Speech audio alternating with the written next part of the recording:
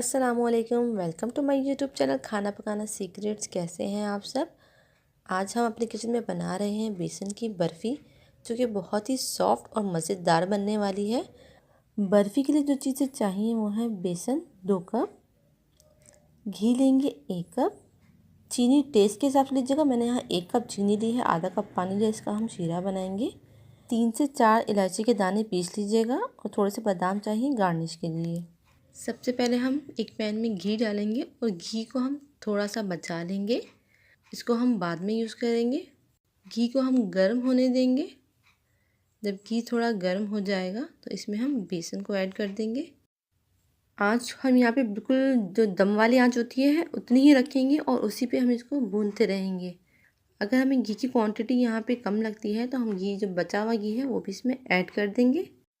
बस इसको हल्की आंच पे ही भूनना है हमें और तकरीबन ये 15 से 20 मिनट तक इसकी हम भुनाई करेंगे। इस स्टेज पे अगर आपको घी कम लग रहा है तो आप इसमें 1 या 2 चम्मच घी ऐड कर सकते हैं। भुनाई होगी तो ये बेसन जो है वो घी छोड़ देगा और ये एक अच्छी लिक्विड फॉर्म में आ जाएगा। तकरीबन 15 मिनट हो चुके हैं बेसन की भुनाई करते हुए और बेसन अच्छे से भुन चुका है।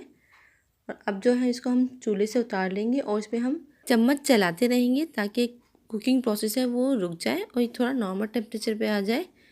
अब बनाएंगे हम शीरा, जिसमें हम 1 कप चीनी और आधा कप पानी डालेंगे और चंद दाने जो इलायची के हमने पीस के रखे थे वो ऐड कर देंगे ताकि खुशबू अच्छे से आ जाए हलवे के अंदर। और इसको हम शीरे को बहुत ज़्यादा नहीं पकाएंगे, ये क्वांटिटी पानी की हमने पहले ही कम रखी है इसमें, तो इसमें हम थोड़ा सा पानी रिड्यूस होगा तो हम चूल्हा बंद कर देंगे।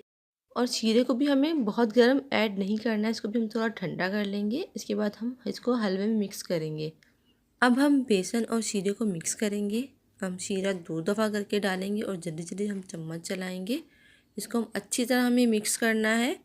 इसको चूल्हे पे रख कर मिक्स नहीं करना, इसीलिए हमने इसका जो दोनों का टेम्परेचर है हमने कुकिंग टेम्परेचर से लो रखा है। हम सारा शीरा डाल देंगे और इसको अच्छी तरह हम मिक्स करेंगे। इतना मिक्स करेंगे ये हलवे की शक्ल में आ जाए। और इसको चेक करने का तरीका ये है कि हम थोड़ा सा हलवा लेकर उंगली से चेक करेंगे। अगर ये बॉल की शक्ल में आ जाता है तो हलवा जमने के लिए तैयार है। अब इसको हम सेट करेंगे किसी भी ग्रीस पैन में, आप कुछ भी ले सकते हैं, जो भी अवेलेबल हो आप उसमें सेट कर सकते हैं। आप ट्रे हो या प्लेट हो उसको आप ग्रीस करें, उसमें आप सेट कर दें इसको। ऊपर से इस पर हम बादाम गार्निश करेंगे।